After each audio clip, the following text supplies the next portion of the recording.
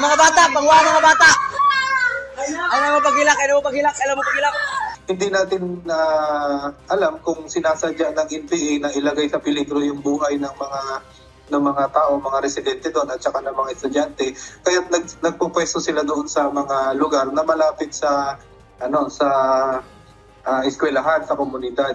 Isang panibagong engkwentro ang sumiklab sa bayan ng Placer sa Masbate. Ayon kay 9th Infantry Division Philippine Army spokesperson Major Frank Roldan, dakong alas 7:15 ng umaga kanina, nagsimula ang bakbakan malapit sa Luksoan Elementary School. Nangyari ito kasi may nag-report doon sa ating mga operatiba na may nakikita daw ng mga hindi kilalang tao doon, nagdikit ng mga posters nila para sa 54th founding anniversary ng NPA. Kaya nung binibigyan ito ng tropa, hindi pa sila nakakarating doon sa eksaktong lugar. Kaya umaligaw nga yung putok, nasa 5 hanggang 6 na anti-personnel mines, so IED yung sumabog doon sa lugar na nag-create nga ng panic doon sa mga community at yung mga estudyante doon sa malapit na eskwelahan.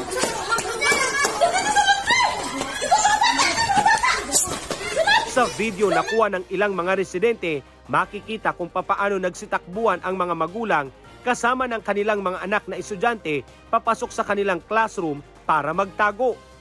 Sa isa pang video, makikita naman ang ilang mga duguang lalaki at mga nawala ng malay na babae dahil sa insidente.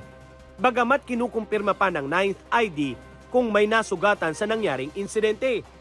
May mga kumakalat sa social media, Sir Alan, na mga video na nagpapanik, pero as to yung natamaan, wala pa akong nakikita na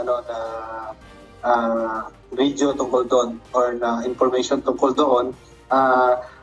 Anyway, papunta doon yung quick reaction team ng 2nd Infantry Battalion para mag-conduct ng assessment doon sa lugar kung mayroon bang mga na-displace na mga civilian, may mga nadamay ba na mga kabataan or mga residente, at kung meron bang mga tinamaan.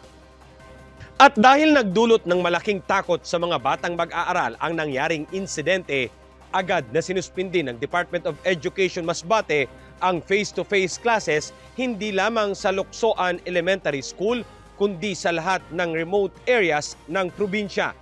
Antisipasyon umano ito sa negatibong epekto na maaaring maidulot sa mga mag-aaral sa Masbate.